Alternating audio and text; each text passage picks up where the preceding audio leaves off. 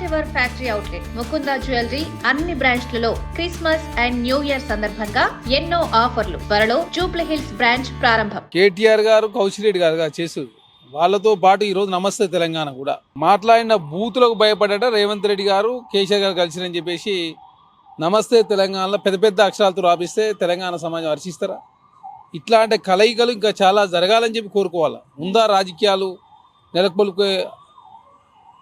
నెలకొల్పి ప్రజలకు ఒక మంచి సందేశాన్ని ఇచ్చేటటువంటి మెసేజ్ని మీరు నమస్తే తెలంగాణ టీ న్యూస్లో తప్పుగా ప్రచారం చేపిస్తే తెలంగాణ సమాజం హర్షించరు. ఒక బీఆర్ఎస్ పార్టీ వర్కింగ్ ప్రెసిడెంట్ అని చెప్పే కేటీఆర్ గారు, ప్రతిపక్ష నాయకుడు కేసీఆర్ గారు, అదేవిధంగా ముఖ్యమంత్రి రేవంత్ రెడ్డి గారు అసెంబ్లీలో ప్రతిపక్ష నాయకుడిని కలిసి మరి ఆరోగ్యం సంబంధించి ఎలా ఉందని చెప్పి వాకప్ చేశారు. అప్పుడు కేటీఆర్ గారు కౌశిక్ గారు కూర్చొని ఉన్నారు. సరే వాళ్ళ ఇష్టం, కూర్చుంటే మాకేం అభ్యంతరం లేదు. ఒక ప్రతిపక్ష నాయకుడు మీ నాయకుడు లేస్తే కూడా మీరు లేవకుండా కూర్చున్నట్టే ఇది మీ విజ్ఞతగా వదిలేయాలి. దాన్ని మేము పెద్ద రాజకీయం కూడా చేస్తారు. కాకపోతే ఈరోజు నమస్తే తెలంగాణ టీ న్యూస్ రేవంత్ రెడ్డి గారు ఒక మంచి సంప్రదాయాన్ని తెరదీసి హుందాగా వ్యవహరిస్తూ కేసీఆర్ గారి దగ్గరికి వెళ్ళి తనే పరామర్శించి మందలించి దాన్ని కూడా మీరు నమస్తే తెలంగాణ టీ న్యూస్లో ప్రాపంగా క్రియేట్ చేసే ప్రయత్నం చేస్తే తెలంగాణ సమాజం హర్షించరు. ఇంతకన్నా దిక్కుమాలిన చర్య ఇంకోటి ఉండదని చెప్పేసి మేము భావిస్తా ఉన్నాం. ఇంకా చాలాసార్లు రేవంత్ రెడ్డి గారు కావచ్చు, ప్రతిపక్ష నాయకుడు కలవాలని చెప్పి కోరుకోవాల్సినటువంటి మీడియా దీని అబద్ధాలు అసత్యాలు ప్రచారం చేసే ప్రయత్నం దయచేసి మానుకోవాలని చెప్పి కోరుతా ఉన్నాం. తెలంగాణ రాజకీయాలను కలుషితం చేసేదే బీఆర్ఎస్ పార్టీ, కేటీఆర్ గారు, కేసీఆర్ గారు. ఇప్పటికైనా సరిదిద్దే ప్రయత్నం ముఖ్యమంత్రి రేవంత్ రెడ్డి గారు చేస్తూ ఉన్నారు. కాబట్టి తను ఉందాగా వివరిస్తున్నప్పుడు మీరు కూడా ఉందాగా, ఎందుకంటే అసెంబ్లీలో ప్రధాన ప్రతిపక్ష నేత కేసీఆర్ గారు, అధికార పక్ష నేత ముఖ్యమంత్రి గారు, ఆ ఇద్దరి మధ్యనే సఖ్య లేకుండా చేసే ప్రయత్నం మీరు చేస్తే తెలంగాణలో ఒక మంచి సంప్రదాయం తెరదీయాల్సిన సందర్భాన్ని అనవసరంగా తప్పుదారి పడిచే ప్రయత్నం బీఆర్ఎస్ పార్టీ చేస్తూ ఉంది, కేటీఆర్ గారు చేస్తూ ఉన్నారు, నమస్తే తెలంగాణ టూరిస్ట్ చేస్తూ ఉంది. కాబట్టి ఇప్పటికైనా దాన్ని విడమర్చి తెలంగాణ సమాజంలో ఒక హుందా రాజకీయాలు, అదే కాకుండా రాజకీయాలు ఓన్లీ ఎలక్షన్ల సందర్భం చేయాలి, మిగతా సందర్భాల్లో రాష్ట్ర ప్రయాణాలు ముఖ్యం అని చెప్పి భావించాల్సిన అవసరం ఉంటుంది.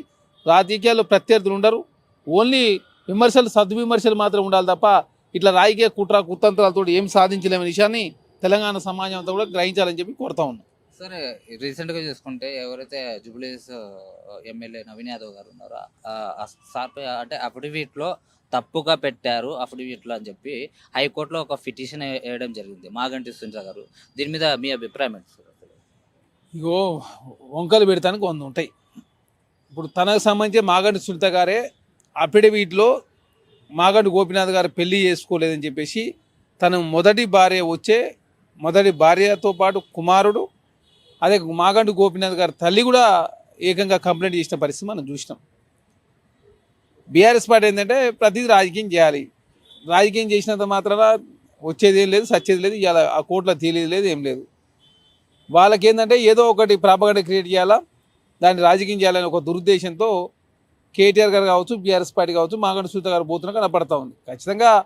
ఎందుకంటే మనం చూసినాం చెన్నమనేని రమేష్ గారు జర్మనీ పౌరసత్వం ఉందని చెప్పి ఆ దేశం ఒప్పుకుంది, జర్మనీ ప్రభుత్వం, భారత ప్రభుత్వం ఒప్పుకొని 15 సంవత్సరాల తర్వాత కేసు రద్దయిన పరిస్థితి మనం చూసినాం.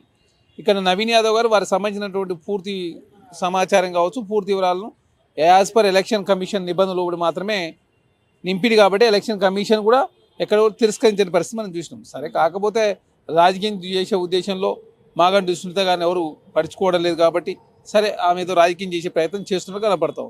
సార్, హరీష్ రావు కూడా అసెంబ్లీలో ఒక మాట చెప్పడం జరిగింది, ఉద్యోగులకు సకాలంలో మా ప్రభుత్వం ఉన్నప్పుడు జీతాలు అంతేవి, ఇప్పుడు ఉద్యోగులకు కూడా జీతాలు ఉంచలేవు. అదే అంతేకాకుండా ఏదో పిఆర్కి సంబంధించిన విషయంలో కావచ్చు, దీని మీద కూడా ఒక వ్యాఖ్య చేయడం జరిగింది. ఆనాడు ఎప్పుడు ఇచ్చిన జీతాలు తెలంగాణ సమాజానికి తెలియదా? 10వ తారీఖు 15వ తారీఖు జీతాలు ఇచ్చిన మీరు ఏకంగా ఈరోజు మొదటి తారీఖు రోజే జీతాలు ఇస్తూ ఉన్నారు. మొదటి తారీఖు జీతాలు ఇస్తున్న మీరు దాన్ని కూడా రాజకీయం చేసే ప్రయత్నం బీఆర్ఎస్ పార్టీ చేస్తూ ఉంది.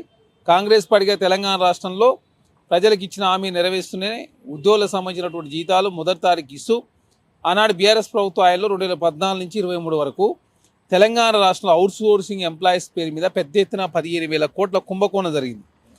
దాదాపు మన ఆధార్ కార్డు సబ్మిట్ చేయమని చెప్తే అవుట్సోర్సింగ్ ఎంప్లాయీస్ సంబంధించి ఏజెన్సీస్ కావచ్చు 40% మంది ఎంప్లాయీస్ కనీసం ఆధార్ కార్డు సబ్మిట్ చేయలేదు. 26,000 మంది ఏదైతే అవుట్సోర్సింగ్ ఎంప్లాయీస్ డబల్ జీతం తీసుకున్న పరిస్థితి మనం చూసినాం. అంటే 10 సంవత్సరాల్లో 16,000 కోట్ల రూపాయలు తెలంగాణ రాష్ట్ర సంపద ఖజానాకు నష్టం వచ్చే పనులు వాళ్ళు చేసిరు. వాళ్ళలాగా మేము తెలంగాణ రాష్ట్రంలో ప్రజలకు వాస్తవ విషయాలు వివరిస్తూ రాష్ట్ర ఆర్థిక పరిస్థితి గురించి చెబుతూ తెలంగాణ రాష్ట్రంలో ఆర్థిక వ్యవస్థను పునరుద్ధరించే ప్రయత్నంలో ప్రభుత్వం ముందుకు పోతా ఉంది. కాబట్టే ఈరోజు మొదటి తారీఖు జీతాలు ఇచ్చే పరిస్థితి తెలంగాణ వచ్చింది. ఆనాడు మొదటి తారీఖు జీతాలు ఇవ్వలేదు. అదే కాకుండా తెలంగాణ రాష్ట్రంలో 33,000 మంది టీచర్లకు ప్రమోషన్లు ఇచ్చి 22,000 మంది టీచర్లకు సంబంధించిన ప్రమోషన్లు కావచ్చు, 33,000 మంది టీచర్లకు ట్రాన్స్ఫర్లు కావచ్చు, 11,000 టీచర్ ఉద్యోగాలు ఇచ్చి డిఎస్సీని కావచ్చు, తర్వాత చెట్టును 2 సార్లు నిర్వహించి ఏజీ కూడా పెంచిన పరిస్థితి మనం చూసినాం. 60,000 ఉద్యోగాలు ఇచ్చి త్వరలో 40,000 ఉద్యోగాలు కూడా ఇవ్వబోతా ఉంది. జాబ్ క్యాలెండర్ కూడా పకడ్బందీ నిర్వహించే ప్రయత్నం జరుగుతూ ఉంది.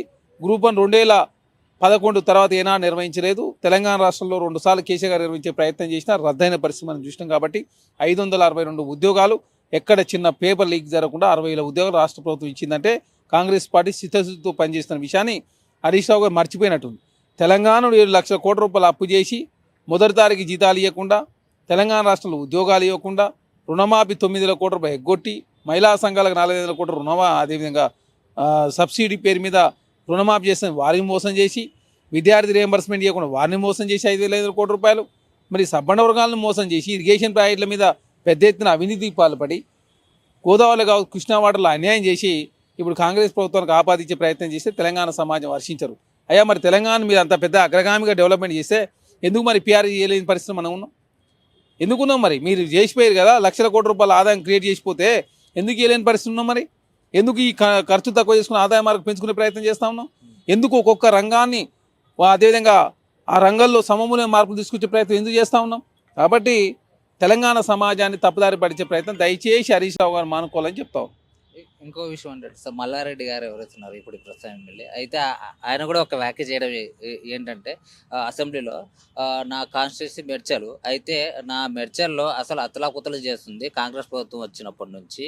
అసలు ఆ డివిజన్లు ఎందుకు కలిపారు, ఈ కార్పొరేషన్లు ఎందుకు డివైడ్ చేస్తారు అని చెప్పి ఆయన అసెంబ్లీలో చెప్పడం జరిగింది. దీని గురించి ఇక్కడ ప్రధానంగా ఏదైతే మీరు రాచకొండ పేరు మీద, రాచకొండ కమిషనర్ పేరు మీద యాదాద్రి జిల్లాను తీసుకొచ్చి కమిషనరేట్లో పెట్టారు. అది మొత్తం రూరలు పరిపాలన సౌలభ్యం కోసం ఆనాడు పరిపాలన సౌలభ్యం లేదు, ఇబ్బంది అవుతా ఉంది. ప్రతిసారి రాచకొండకు సంబంధించిన వాళ్ళంతా ఇబ్రహీంపట్నం మన మలకాయికి వచ్చే పరిస్థితి ఉన్నది. ఎక్కడ అడ్డగూడూరు, ఎక్కడ తుంగతూర్తోలు, ఎక్కడ మునుగోడు సంస్థనారంపురు కావచ్చు, గట్టుప్పలు కావచ్చు, చటుప్పలు ఇక్కడికి ఇబ్బంది అవుతా ఉంది. కాబట్టి ప్రభుత్వము దాని మీద ఒక కమిటీని కాన్స్టిట్యూట్ చేసి ఆనాడు రాచకొండ కమిషనరేట్ను రద్దు చేసి యాదాద్రి జిల్లాకు కొత్తగా ఎస్పీ నియమించి రాచకొండ ప్లేస్లో మల్కాయి కమిషనర్ ఏర్పాటు చేసి దాని పరిధిలో ఉన్నటువంటి అన్ని ఏరియాలను కూడా ప్రజలకు ఉపయోగకరంగా ఉండే విధంగా లా అండ్ ఆర్డర్ కంట్రోల్ చేసే ప్రయత్నంలో ప్రభుత్వం ముందుకు పోతూ ఒక 4 సీట్కి అయితే ఏకంగా ప్రత్యేక కమిషనరేట్ కూడా ఏర్పాటు చేశారు. అదే కాకుండా 300 కార్పొరేటర్లతోటి ఒక ప్రత్యేకమైనటువంటి గ్రేటర్ హైదరాబాద్ మున్సిపల్ కార్పొరేషన్ కూడా ఏర్పాటు చేసుకున్నారు. ఔటర్ రింగ్ రోడ్డు సమీపంలో ఉన్నటువంటి గ్రామాలు కావచ్చు, ఔటర్ రింగ్ రోడ్డు దగ్గర ఉన్న గ్రామాలన్నీ కూడా కార్పొరేషన్ విలీనం చేశారు. మీ ఆయనలో ఫిర్యాదుగూడ కావచ్చు, బోడుపల్లి కావచ్చు, జవహర్ నగర్ కావచ్చు, నిజాంపేట కావచ్చు, బండ్లగూడ జాగిరి కావచ్చు, తర్వాత మీరిపేట కావచ్చు, బండంగపేట కావచ్చు, ఏం కార్పొరేషన్లు అవి? 2,000కు ఒక కార్పొరేటర్ ఉంటారా? 3,000కు ఒక కార్పొరేటర్ ఉంటారా? 26 మంది కార్పొరేటర్ ఏం చేసి మీరు పెద్ద ఎత్తున అవినీతి పాల్పడ్డారు. కాబట్టి హైదరాబాద్ మహానగరం మాస్టర్ ప్లాన్ ఖచ్చితంగా ఇంప్లిమెంట్ జరగాలంటే గ్రేటర్ హైదరాబాద్ మున్సిపల్ కార్పొరేషన్ ఉండాలా. ప్రపంచ నగరాలతో పోటీపడాలంటే రోడ్స్ కావచ్చు, అండర్గ్రౌండ్ డ్రైనేజ్ కావచ్చు, వాటర్ కావచ్చు, వాతావరణ పరిస్థితి కావచ్చు, పబ్లిక్ ట్రాన్స్పోర్ట్ కావచ్చు, అన్నీ కూడా మెరుగైన ఫెసిలిటీ ఇవ్వాలంటే ఖచ్చితంగా ఒక పకడ్బందీ వ్యవస్థ ఉండాలంటే గ్రేటర్ హైదరాబాద్ మున్సిపల్ కార్పొరేషన్ ఏర్పాటు చేస్తూనే, అదేవిధంగా క్యూరు రేర్ అని చెప్పేసి గ్రామీణ స్థాయి వరకు, అదేవిధంగా అంటే రూరల్ రీజనల్ ఎకానమీని ఏర్పాటు చేసుకున్నాం, పెరిగే అర్బన్ రీజనల్ ఎకానమీ, తర్వాత క్యూర్ రీజనల్ ఎకానమీ అని చెప్పి ఏర్పాటు చేసుకొని ఔటర్ రింగ్ రోడ్ లోపల ఉన్న ప్రాంతం, ఔటర్ రింగ్ రోడ్ నుంచి త్రిబుల్ వరకు, త్రిబుల్ నుంచి గ్రామ స్థాయి వరకు ఏ విధంగా ఉండాలని చెప్పి ప్రభుత్వం ఒక సదుద్దేశంతో మాస్టర్ ప్లాన్ రూపొందించుకొని దాదాపు 75%, ఇప్పుడు 65% జీడిపిలో పట్టణాల నుంచి ఆదాయం వస్తూ ఉంది. కాబట్టి అది ఇంకా 10 సంవత్సరాల్లో పెరిగే అవకాశం ఉంది. కాబట్టి ఇప్పటికే 35% మంది ప్రజలు పట్టణాలు నివసిస్తూ ఉన్నారు. కాబట్టి ఇవన్నీ మాస్టర్ ప్లాన్ పకడ్బందీ ఇంప్లిమెంట్ జరగాలంటే ఖచ్చితంగా హైదరాబాద్ గ్రేటర్ హైదరాబాద్లో మెర్జీ చేసినట్లయితే అది ఉపయోగకరం ఉంటుందని చెప్పి ప్రభుత్వం భావించి సదుద్దేశంతో నింపింది. ఇదేమో రాజకీయ పునరావాసం కోసమా, ఏమన్నా కార్పొరేటర్లు ఎక్కువ ఉండాలా, కౌన్సిలర్లు ఎక్కువ ఉండాలి, ఏంది అవినీతి చేశాక అవినీతి తగ్గాలనే కదా ప్రభుత్వం సదుద్దేశంతో ముందుకు పోతుంది. కాబట్టి మల్లారెడ్డి గారు ఏంటంటే ప్రధాన రాజకీయం చేసే ప్రయత్నంలో మల్లారెడ్డి గారు ముందుకు పోతారు. ఖచ్చితంగా కాంగ్రెస్ ప్రభుత్వం ప్రజల ప్రయోజనార్థం పనిచేస్తాం.